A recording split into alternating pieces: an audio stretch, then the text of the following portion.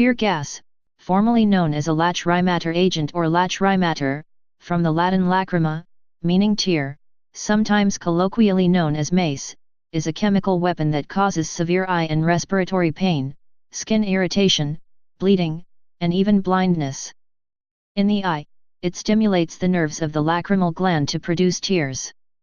Common lacrimators include pepper spray, OC gas, pava spray, nonavamide, CS gas, CR gas, CN gas, phenacyl chloride, bromoacetone, XYLYL bromide, syn-propanethyl S oxide, from onions, and mace, a branded mixture.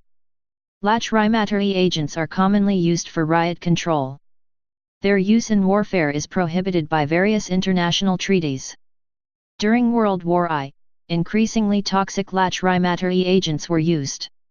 Tear gas consists of aerosolized solid compounds, not gas.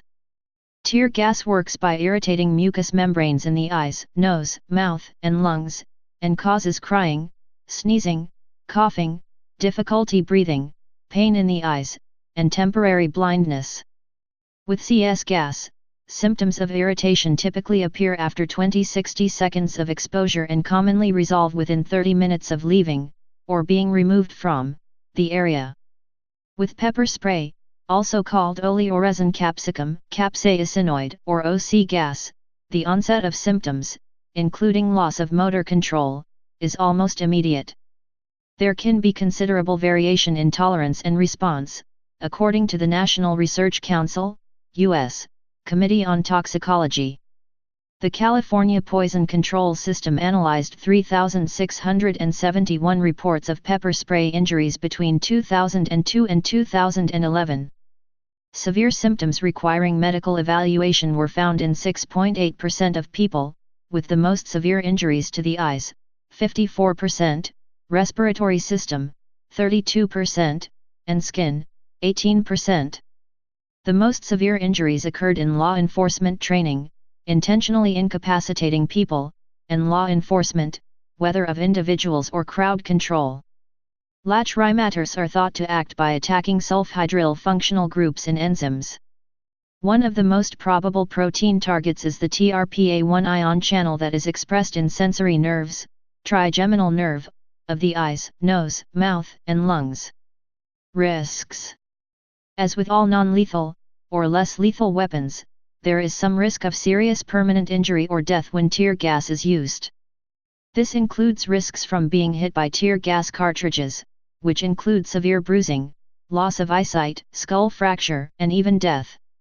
A case of serious vascular injury from tear gas shells has also been reported from Iran, with high rates of associated nerve injury, 44%, and amputation, 17%, as well as instances of head injuries in young people.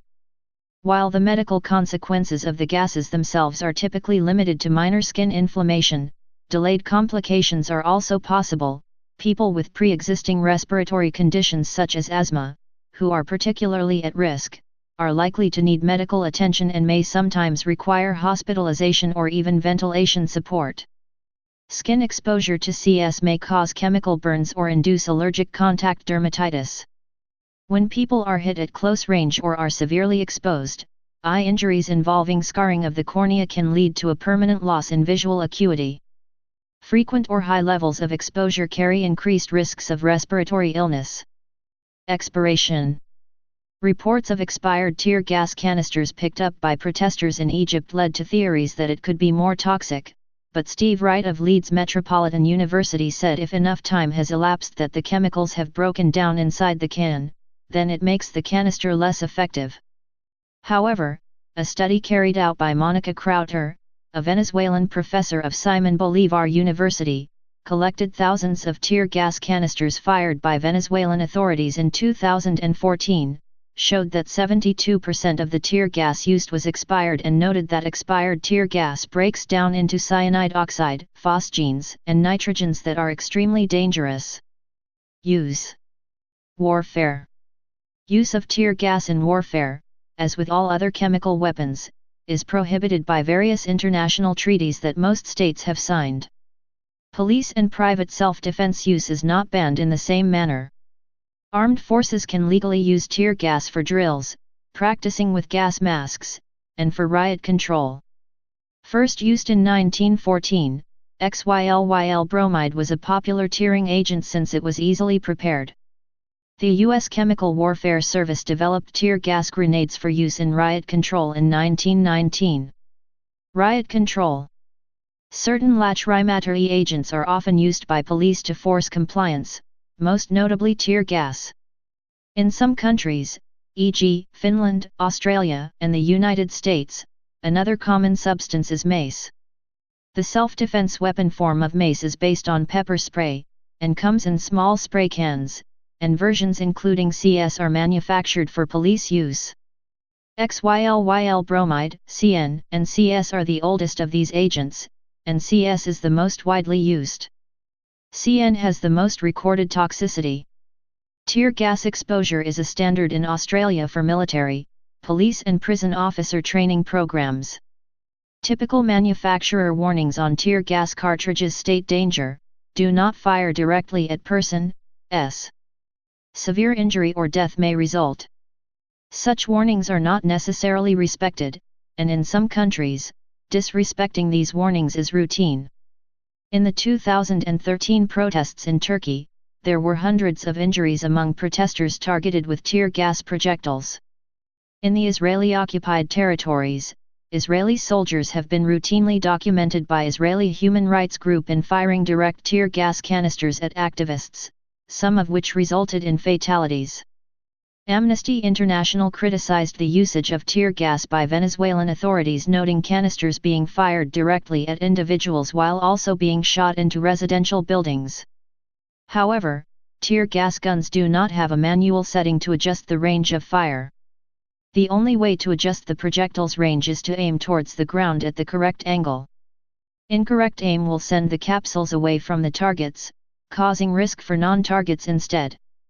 For example, this occurred during the 2013 protests in Brazil, 2014 Hong Kong protests and 2014-17 Venezuelan protests. Countermeasures. A variety of protective equipment may be used, including gas masks and respirators. In riot control situations, protesters sometimes use equipment, aside from simple rags or clothing over the mouth, such as swimming goggles and adapted water bottles.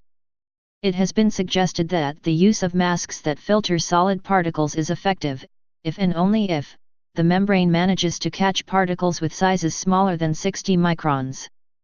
Activists in the United States, the Czech Republic, Venezuela, and Turkey have reported using antacid solutions such as Maalox diluted with water to repel effects of tear gas attacks, with Venezuelan chemist Monica Krauter recommending the usage of diluted antacids as well as baking soda.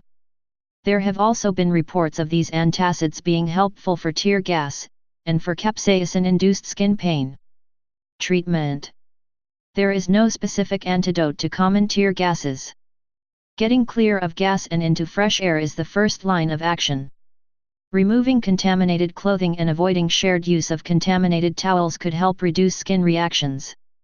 Immediate removal of contact lenses has also been recommended, as they can retain particles. Once a person has been exposed, there are a variety of methods to remove as much chemical possible and relieve symptoms. The standard first aid for burning solutions in the eye is irrigation, spraying or flushing out, with water. There are reports that water may increase pain from CS gas, but the balance of limited evidence currently suggests water or saline are the best options. Some evidence suggests that diphyterin solution, a first aid product for chemical splashes, may help with ocular burns or chemicals in the eye. Bathing and washing the body vigorously with soap and water can remove particles that adhered to the skin, while clothes, shoes, and accessories that have came into contact with vapors must be washed well, since all untreated particles can remain active for up to a week. Some advocate using fans or hair dryers to evaporate the spray, but this has not been shown to be better than washing out the eyes, and it may spread contamination. Anticholinergics can work like some antihistamines as they reduce lacrimation, decrease salivation, as they act as an antisialagogue, and for overall nose discomfort as they are used to treat allergic reactions in the nose, e.g., itching, runny nose, and sneezing. Oral analgesics may help relieve eye pain. Home remedies. Vinegar, petroleum jelly, milk, and lemon juice solutions have also been used by activists. It is unclear how effective these remedies are. In particular, vinegar itself can burn the eyes and prolonged inhalation can also irritate the airways. Though vegetable oil and vinegar have also been reported as helping relieve burning caused by pepper spray, Crowther does not suggest the usage of vinegar, toothpaste, or menthol creams, stating that they trap the particles emanating from the gas near the airways and make it more feasible to inhale. A small trial of baby shampoo for washing out the eyes did not show any benefit. Please subscribe and thanks for watching.